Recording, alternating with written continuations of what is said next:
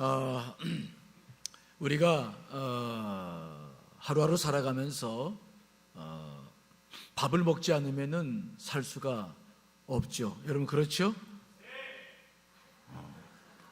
배고픈 사람이 있는가 봐요.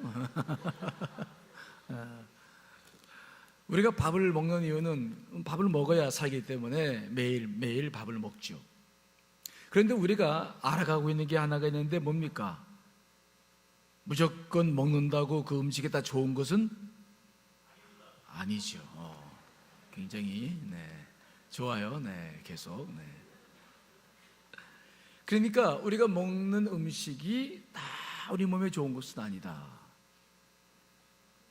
분명히 에너지는 나오는데 그 음식물들이 쌓여서 여러 가지 각종의 병들을 유발시킨다.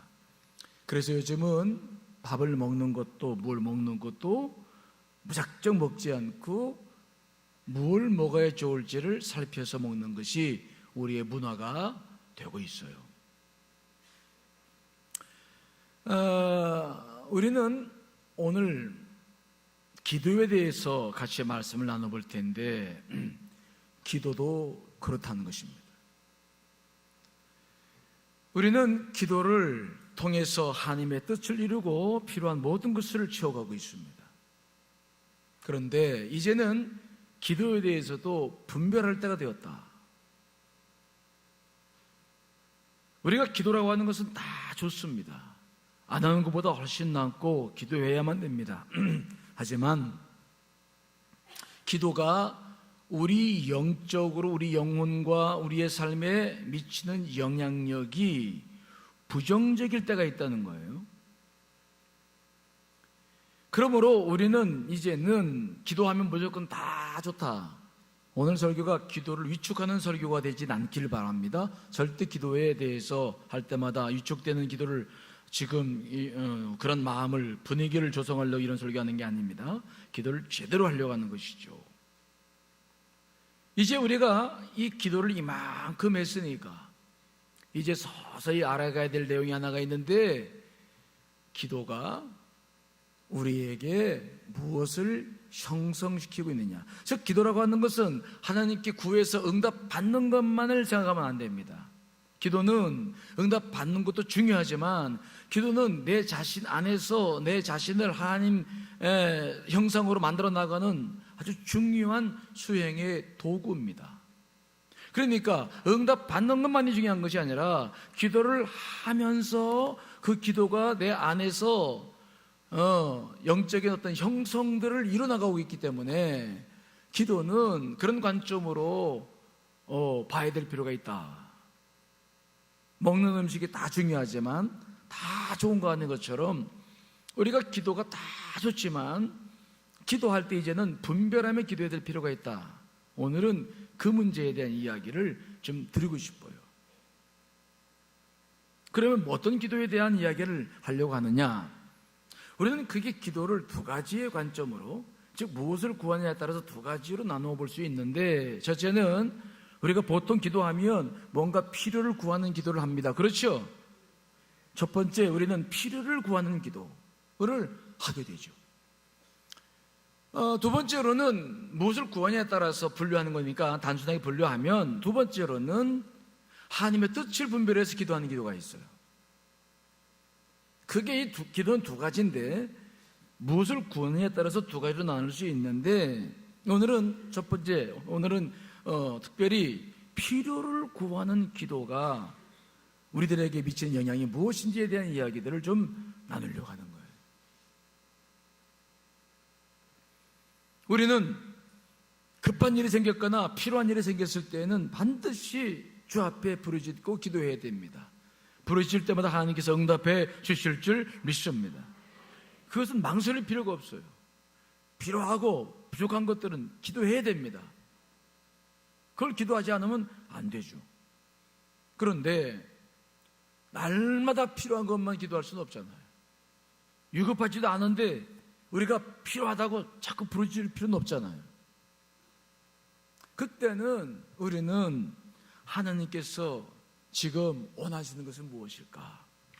내 삶에 내 가정에, 교회에, 내 인생 속에 그분이 뭘 하기를 원하시나, 그 하나님의 뜻을 분별해서 기도해야 될 필요도 있는 거예요.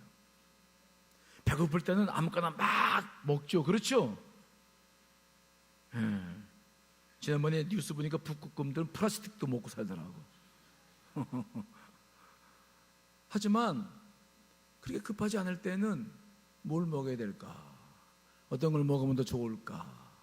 어떤 걸 먹어야 될까? 그것을 분별하듯이 우리의 기도도 분별을 필요로 한다는 것이죠. 그러면 이 필요를 구하는 기도가, 그래서 응답을 받기도 하지만은 이 필요와 필요를 구하는 기도가 우리의 영적으로는 우리에게 어떤 문제를 야기시킬 수 있는 것인가? 오늘 시편 106편이 그 문제를 말하고 있어요. 자, 먼저 오늘 시편 106편 7절로 12절에 있는 문제 말씀을 읽어보겠습니다. 시작.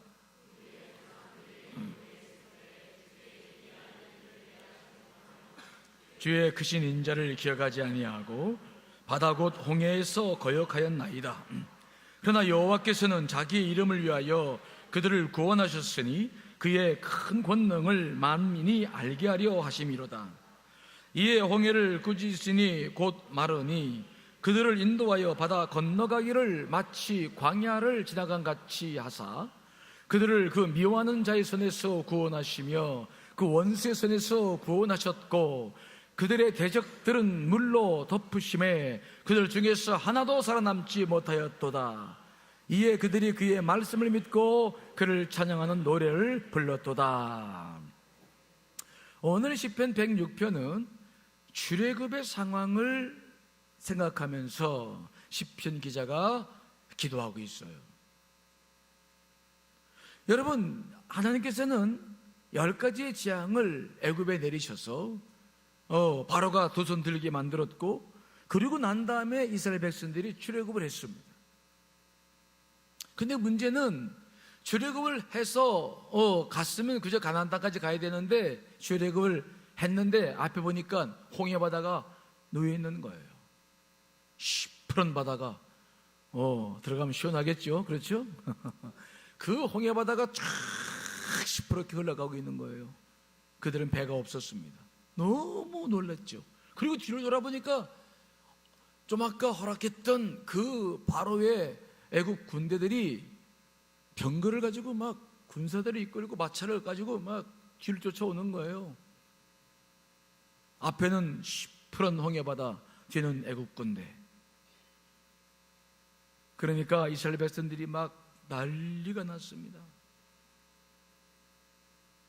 그리고 막 두려워했습니다. 그때 그들이 한 일이 뭡니까? 출애굽기 14장 10절인데 자, 한번 읽어볼까요? 시작. 바로가 가까이 올 때에 이스라엘 자손이 눈을 들어본즉 애굽 사람들이 자기들 뒤에 이른지라 이스라엘 자손이 심히 두려워하여 여호와께 부르짖고 그들이 뭐 했습니까? 부르짖었어요. 급하니 부르짖었어요. 모세도 원망하고 별짓 다 했지만 그래도 하나님 앞에 막 살려달라고 부르짖었어요. 그러자 하나님께서는 그들의 기도를 들으셨어요. 그래서 모세를 통해서 홍해 바다를 가르셨고 그 홍해 바다를 육지처럼 건너가게 하셨습니다. 그리고 뒤쫓아 오던 애국 군대들은 전부 바닷물에 수장시켜서 죽이시고 그리고는 하나님의 영광을 높이 드러냈습니다. 그랬더니 그 모든 상황을 지켜본 이스라엘 백성들은 그때서야 모세가 전한 하나님의 말씀을 믿고 하나님을 찬양하기 시작했죠.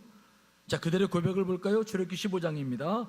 읽어보겠습니다. 시작. 이때에 모세와 이스라엘 자손이 이 노래로 여호와께 노래하니 일러스되 내가 여호와를 찬송하리니 그는 높고 영화로우심이요 말과 그 탄자를 바다에 던지셨음이로다. 여호와는 나의 힘이요 노래시며 나의 구원이시로다.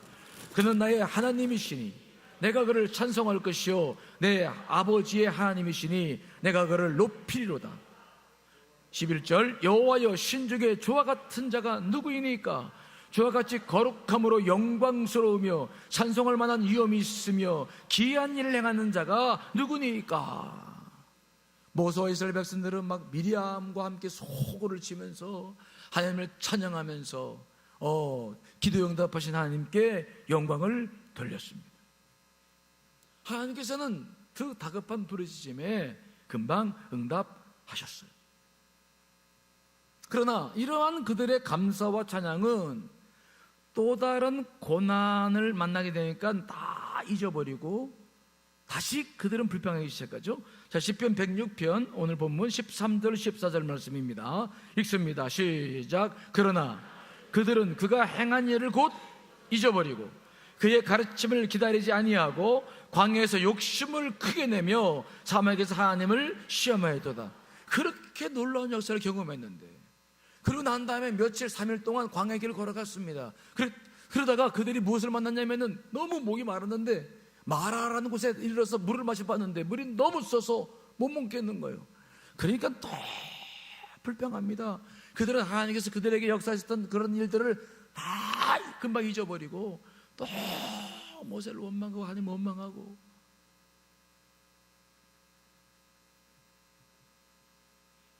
그러자 모세가 너무 괴로워서 하나님께 기도했더니 하나님께서 한 나뭇가지를 물에 집어넣어서 그 물을 변화시켜서 그들을 하여금 먹게 하셨어요. 부르짖으니까 해결해 주셨어요.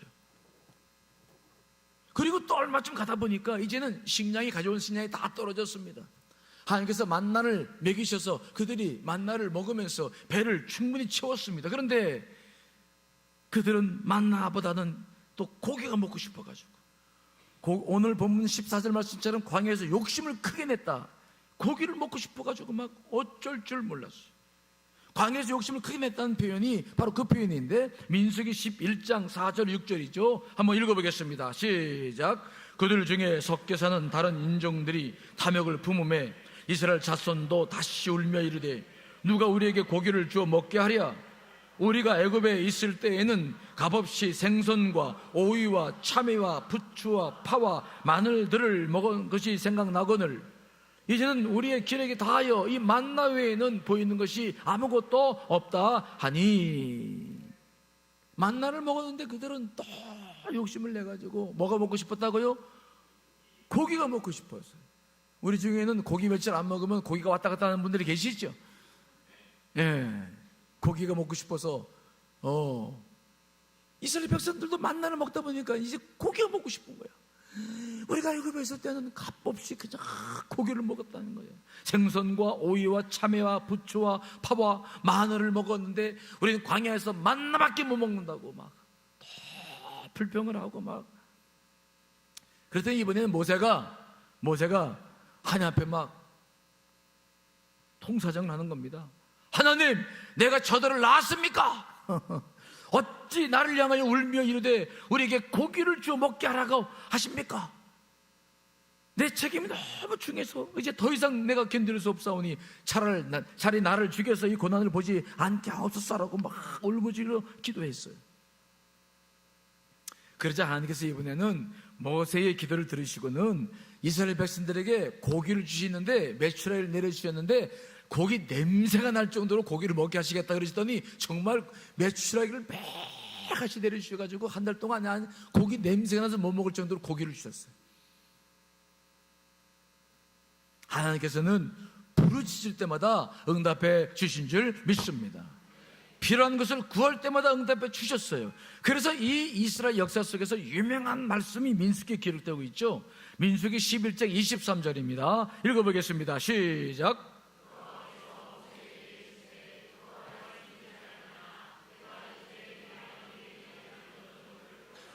여호와께서 말씀하셨습니다. 모세에게 내 손이 짧았느냐? 무엇인지 구하라 다 응답하겠다라고 약속하신 말씀. 여호와의 손이 짧으냐? 아주 유명한 말씀이죠.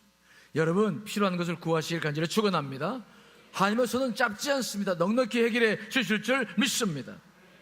그런데 그렇게 필요를 구해서 얻고 필요를 구해서 얻고 부르짖고 얻고 부르짖고 얻고 했는데 이렇게 필요를 구하는 기도 외에는 치명적인 약점이 하나가 있었다. 이걸 우리가 오늘 주목해야 돼요. 즉 필요한 것을 구하면 얻습니다. 그래서 부르짖고 기도하고 우리가 해나가야 됩니다. 졸지 말고. 그런데 이렇게 부르짖는 기도, 필요를 구하는 기도에는 어떤 약점이 있다는 것입니까? 오늘 시편 106편에 그 이야기를 하고 있어요. 15절이죠. 15절 읽습니다. 시작. 그러므로 여호와께서는 그들이 요구한 것을 그들에게 주셨을지라도 그들의 영혼은, 무슨 말씀입니까? 필요한 것을 막 구하고 얻고 구하고 얻고 그렇게 신앙생활을 그들이 해서 광야생활을 했는데 그들의 영혼에는 도움이 안 됐다. 그들의 영혼은 어떻게 됐다는 겁니까? 쇠약하게 되었다는 거예요. 그들의 육체는 필요한 것을 채워줘서 늘 넉넉하게 먹고 그들은 쓰고 그러고 살았습니다. 부족하면 막 기도해서 얻고 그러고 살았습니다. 그런데 그렇게 살아서 그들이 부족한 것은 없게 살았는데 문제는 뭡니까? 그들의 영혼이 뭐라고요? 영적 성숙이 되지 않는 거예요. 영적으로 성장이 되지 않는 것입니다. 영혼은 더 쇠약해져 가는 것입니다. 피폐해져 가는 것입니다. 영혼은 말라가는 것입니다. 영혼의 성숙이 없는 거예요. 이게 가장 큰 문제라고 시편 기자가 오늘 우리들에게 말씀해 주고 있는 것입니다. 우리가 기도를 하는 것은 중요한 것이고 필요를 구하는 것은 중요한 것인데 필요만을 구하는 기도의 습관이 되어져 버리면 어떤 문제가 생기느냐? 여러분들의 영혼에 병이 든다. 영혼이 성장하지 않는다는 거예요. 영적 성숙이 이루어지지 않는다고 하는 것입니다. 이것이 기도를 하는 사람들이 가져야 될 중요한 문제라는 것입니다. 이해되십니까? 이것은 정말 커다란 문제입니다. 제가 어렸을 때 제 모교회도 참 기도를 열심히 하는 교회였어요. 뜨겁게 성령 체험하고 방언 기도하고 저도 그런 교회에서 신앙생활을 했습니다. 그런데 늘 이해가 안 되는 것은 그렇게 기도를 열심히 하시는 분들인데 보면은 평소의 삶은, 이런 말씀드리 죄송하지만 너무 형편없는 거예요. 너무 실망스럽고. 근데 기도할 때 보면 얼마나 열심히 하시는지. 저는 그때는 왜 이런 일이 생기는지 몰랐어요. 목양을 하면서도, 우리 교회는 절대 그렇지 않습니다만은 목양을 하면서도 경험하는 게 있습니다. 기도를 열심히 하는 사람들이 문제가 제일 많아. 이런 말씀 드리면은 기도하지 말라는 거예요, 목사님? 그런 데서 들을까봐, 오해할까봐 제가 조심스러워요. 그런 뜻이 아니라는 걸 아시죠? 기도는 열심히 하는데 삶에는 변화가 없어요. 성품도 변화가 안 됩니다. 깊어지지 않아요. 기도를 하시는 분들이 다 이렇다는 게 아니라 그러신 분이 있다는 겁니다. 필요를 채우고 욕망을 채우기 위해서 기도하면서 응답을 받는데 영적으로는 더 공허해지고 메말라가는 거예요.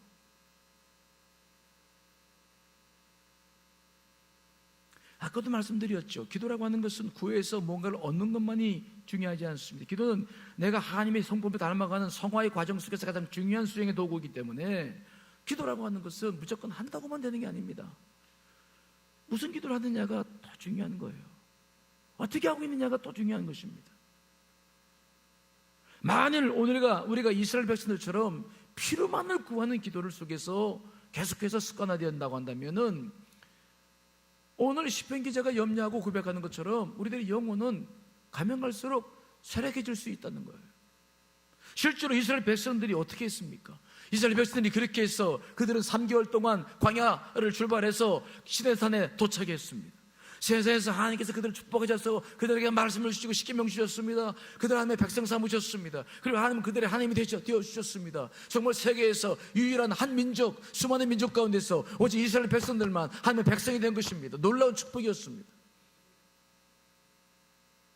그런데 그 시내에서 어떤 일이 벌어졌습니까? 모세가 하나님의 그 십계명 돌판을 받으려고 40일 동안 금식하며 하나님과 함께 있을 때에 그 땅 밑에서 어떤 일이 벌어졌습니까? 이스라엘 백성들은 모세를 기다리지 못해서 그들은 아론과 더불어서 다 함께 금송아지를 만들고 우상을 숭배하고 있는, 그들이 그동안 경험해왔던 피를 치우는 기도, 하나님의 역사, 그 놀라운 은혜가 그들에게 영적으로는 아무 도움이 되지 않았던 거예요. 그들은 결국 40일도 참지 못하고 그들은 우상을 숭배하면서 하나님 앞에 대적하고 하나님을 가장 실망시켜드리는 일을 했던 것을 우리가 보는 것이죠. 오늘 시편 기자의 고백처럼 그들의 영혼들은 오히려 쇠약해졌다, 강해지지 못했다는 거예요.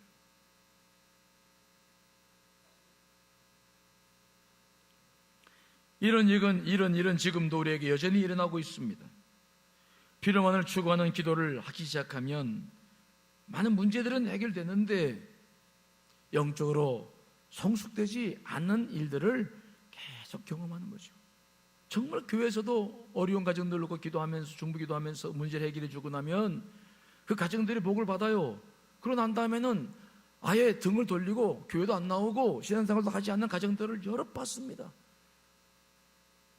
문제 해결되기 전까지는 막 매달려 기도하는데 문제가 해결되면 등 딱 돌려요. 하나님 잊어버려. 언제 그러냐는지 돌아서 버려요. 축복받으면 교회를 떠나. 참 신기하죠.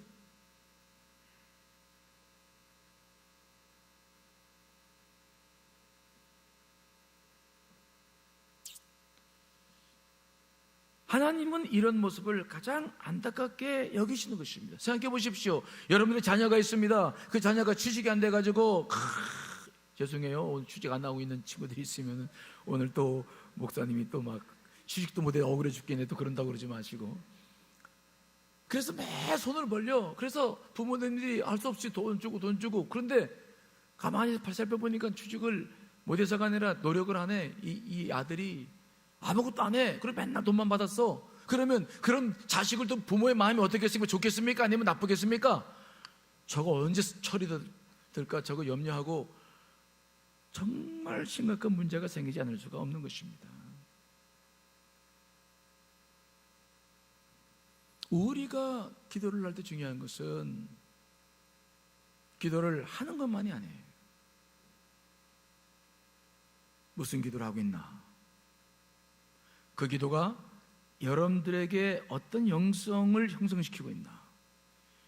여러분들의 인품과 여러분들의 신앙 인격에는 어떤 도움을 주고 있는지를 이제는 바라보면서 기도하셔야 할 줄 분명히 믿습니다. 이 문제는 굉장히 어려운 문제라서 사실은 오늘도 설교와 좀 하지 않고 싶어서 여러 가지 기도를 좀 조합해 드렸는데 주님께서 자신의 뜻을 저에게 분명히 말씀하셔서 오늘 이 설교를 하는 겁니다. 종종 앞으로 이 기도에 관련된 이런 부정적인 설교를 좀 할 거예요. 왜냐하면 기도가 바로 잡히지 않으면 신앙이 잡히지 않기 때문에 그렇습니다.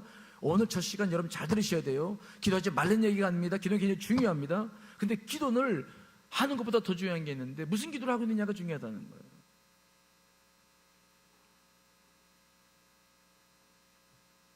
마치 음식을 먹는 것처럼 무슨 음식을 먹는 것이 중요한 것이냐라고 하는 것처럼 기도할 때도 이제는 분별하면서 기도할 필요가 있다, 그런 말이죠. 그러면 어떻게 기도하라는 겁니까? 어떻게? 다시 말씀드립니다. 필요할 때는 우리가 뭐 해야 됩니까? 하나님 앞에 부르짖어 기도해야 될 줄 믿습니다. 당연히 기도하고 얻고 결핍된 상황을 풀어나가야 됩니다. 우리 기도는 굉장히 중요하고 파워풀합니다. 응답 받습니다. 그런데 꼭 그렇지 않을 경우에, 꼭 급하지도 않은데 또 뭐 그렇게 급하게 문제가 해결될 필요가 없을 때에는, 그때는 필요만을 구하지 말고 무엇을 생각하라는 겁니까? 하나님의 뜻을 구하는 기도를 계속 연습하라는 거예요. 필요를 구하는 기도에서 벗어나서 정말 내 가정에, 내 삶 속에서, 교회를 통해서 하시려고 하신 하나님의 뜻이 무엇인가?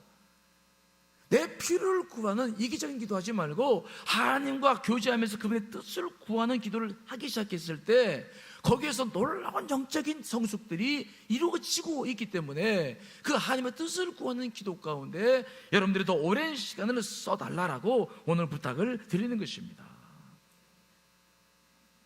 그러므로 우리가 해야 할 일은 뭐냐면 기도를 오늘 기도하러 나왔잖아요. 그렇죠? 여러분 오늘도 급한 기도 있을 때는 구하시기 간절히 축원합니다.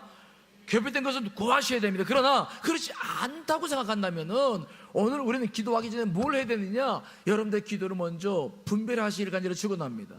뭘 분별하느냐? 하나님의 뜻이 어디에 있느냐? 내가 지금 겪고 있는 상황 속에서, 내가 지금 해결해야 될 문제 속에서 하나님의 뜻은 무엇일까? 내가 뭘 하기를 원하시나? 문제를 막 해결해 달라고 기도하기 전에 이 문제 속에서 하나님의 뜻은 도대체 무엇일까? 하나님 어떤 기도를 하기 원하실까?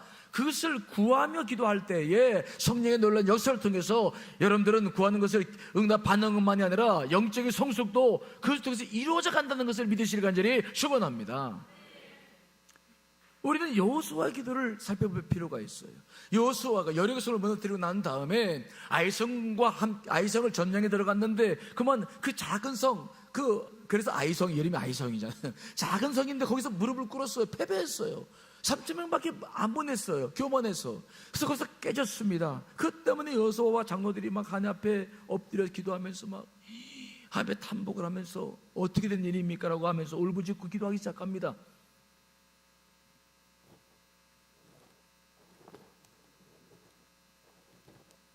그런데 그 기도를 가만히 살펴보면 여호수아 기도할 때 하나님 앞에 아이성을 점령시켜달라고 막 그렇게 기도하지 않아요.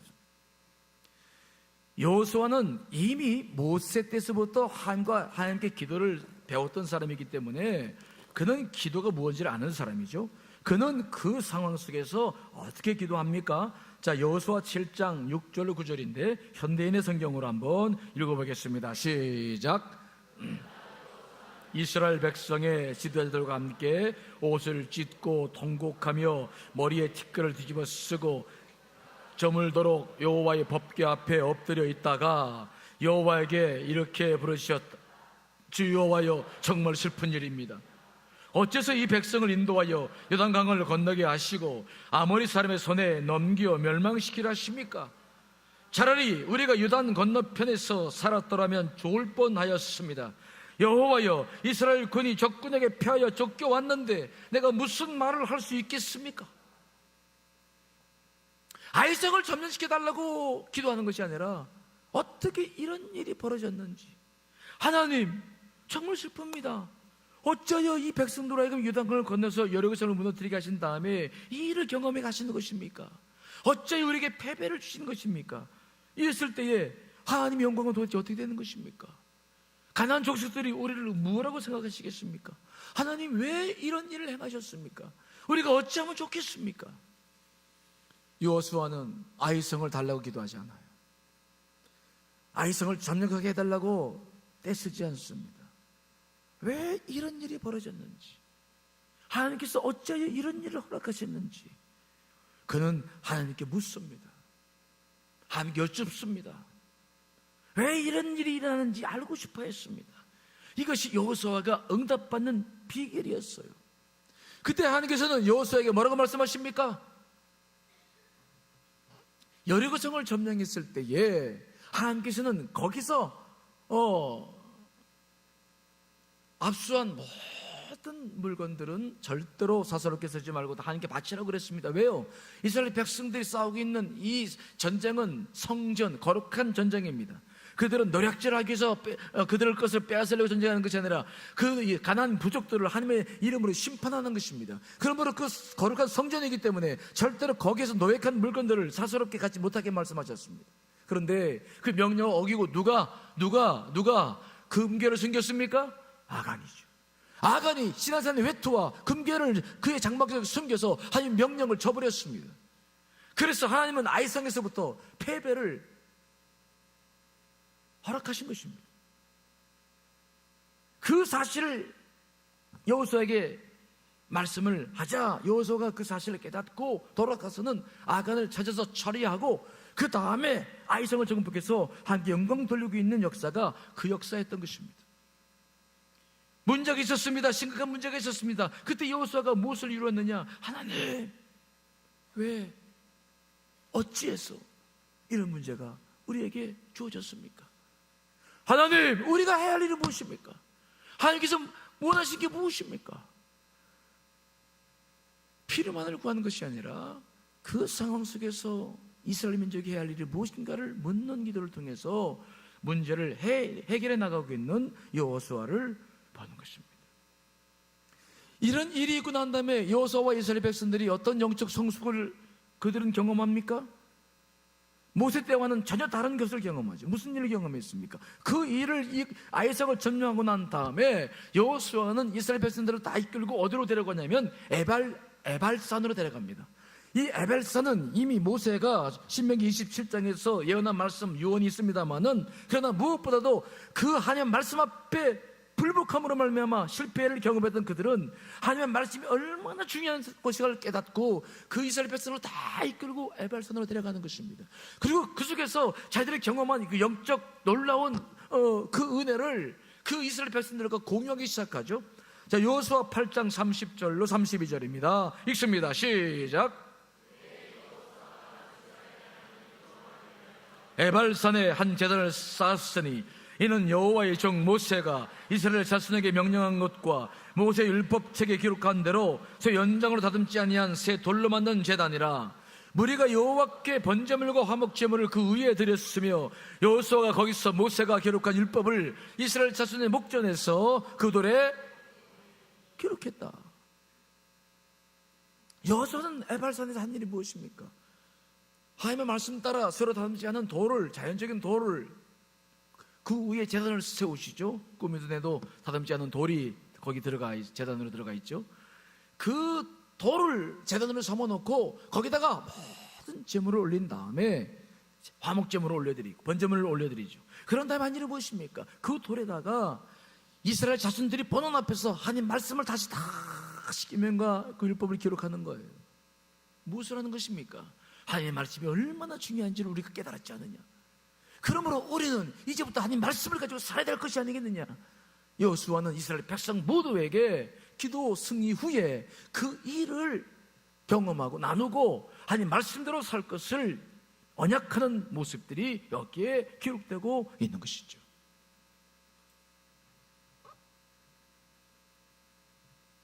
모세 때는 경험할 수 없었던 놀라운 기도의 결과들을 바로 여호수아는 이스라엘 백성들과 나누고 하나님의 뜻대로 기도하는 것과 하나님의 뜻대로 사는 것의 중요성을 말씀과 함께 분명하게 새겨놓는 것을 오늘 보는 것입니다. 여러분들의 삶 속에서도 이러한 하나님의 역사가 이루어지시기를 간절히 축원합니다. 하나님의 뜻을 구할 때만이 경험되는 이러한 하나님의 영적인 성숙들. 그래서 하나님께서 기도하라 하셨구나. 주여 감사합니다. 필요만을 구하는 것이 아니라 내가 왜 무엇을 지금 구해야 될 것인가, 그것이 이루어졌을 때 우리가 경험하고 있는 영적 성숙은 이렇게 해서 이루어져 감으로 말미암아 여러분들 안에 영적인 모든 것들이 형성되어져 가고 하나님의 형상이 새겨지게 될 줄 믿습니다. 그러므로 우리는 필요를 구하는 기도도 해야 되겠지만은, 그러나 그보다 훨씬 더 중요한 것이 있는데, 지금 내게 이루어질 하나님의 뜻이 무엇인가? 하나님의 뜻을 먼저 구하고 그것을 이루어 나갈 수 있는 우리의 신앙이 이제는 되어야 될 줄 믿습니다. 그 기도를 자꾸 실행해 보는 것이 필요하다는 거예요. 처음에는 어려울 수 있어요. 하지만 어렵지 않습니다. 굉장히 중요한 것입니다. 사무엘하 21장에도 나가보면 다윗의 시대에 있었던 기도 역사가 나옵니다. 다윗의 시대에 큰 문제가 없었는데 갑자기 3년 동안 계속 연분연 기근이 드는 거예요. 비가 안 오고 수확률이 줄고, 그래서 이스라엘 민족이 피폐해져 가는 것입니다. 그것도 3년 동안이나. 다윗은 지혜로운 사람이었고 하나님 말씀을 묵상하는 사람이었고 하나님의 뜻이 무엇인지를 아는 사람이었어요. 그래서 다윗은 자기의 모든 것을 분명히 들춰보면서 하나님의 뜻을 구했을 텐데 그것이 해결이 되지 않자 직접 하나님께 묻죠. 사무엘하 21장 1절 말씀입니다. 읽어보겠습니다. 시작. 다윗의 시대에 해를 거듭하여 3년 기근이 있으므로 다윗이 여호와 앞에 간구하매 여호와께서 이르시되 이는 사울과 피를 흘린 그의 집으로 말미암음이니 그가 기브온 사람을 죽였음이니라 하시니라. 도무지 왜 이런 일이 벌어지나 알 수 없어서 하나님 간구해서 하나님 왜 이런 일이 이루어지고 있습니까? 그럴 때 하나님께서 그때 말씀하십니다. 그것은 사울 시대의 기본 족속과 너희들이 약속했지 않느냐, 그들을 부리되 절대로 그들을 해를 입혀서 안 된다고 하나님께서 약속하셨는데 그 약속을 줘버리고 사울이 기본 사람들을 죽인 것입니다. 하나님께서는 그 일을 기억하시고 다윗의 시대에 3년 동안 기근을 들게 하셨어요. 그래서 다윗이 그 사실을 깨닫고 그 기본 족속들에게 사울의 아들들을 내어줌으로 모든 문제를 해결하고 비를 내리게 했던 역사가 그 사무엘사에 기록되어 있는 것을 우리가 보는 것입니다. 다윗도 하나님의 뜻을 구하며 기도할 줄 아는 사람이었습니다. 그럴 때 하나님의 뜻이 이루어져 갔던 것을 바라보는 것입니다. 그러므로 우리도 기도할 때에 피를 구하기도 하지만은 하나님의 뜻을 먼저 여러분 지혜롭게 구하시기를 간절히 축원합니다. 하나님 무엇을 구하면 좋겠습니까? 그때마다 하나님께서 약속을 주셨어요. 응답하신다고 약속해 주셨어요. 자, 야고보서 1장 5절이죠. 읽어보겠습니다. 시작. 부여 주시고 꾸짖지 아니하시는 하나님께 구하라. 그리하면 주시리라. 지혜가 부족하거든 하나님의 뜻이 무엇인지 모르겠거든 구하라는 거예요. 그럼 주시겠다는 것입니다. 여러분, 지금 여러분들이 오늘 기도를 하러 나온 기도의 제목들이 무엇인지를 살펴보시고 그 필요가 급한 것들은 오늘 알아서요 부르짖기를 간절히 축원합니다. 그러나 그렇게 급하지 않거나 하나님의 뜻이 궁금하신 것들은 물어보세요. 하나님, 어떻게 기도하면 좋을까요? 이 일을 통해서 주님 나에게 말씀하실 일이 무엇입니까? 특별히 하나님의 뜻을 찾을 때 가장 중요한 것은 제가 얼마 전에도 제가 종종 언급을 합니다마는 기도할 때 중요한 것은 뭡니까? 하나님의 뜻을 물어야 될 것 가운데 중요한 것은 뭐냐? 여러분들 안에 부담이 되고 있는 문제를 살펴야 됩니다. 따라합시다. 부담이 되고 있는 문제를 살펴라. 자, 눈을 뜨시고, 자, 부담이 되고 있는 것을 살펴라. 우리가 가장 먼저 기도해야 할 것은 부담이 되는 거예요. 부담. 우리는 영적인 사람들입니다. 성령님이 계시죠.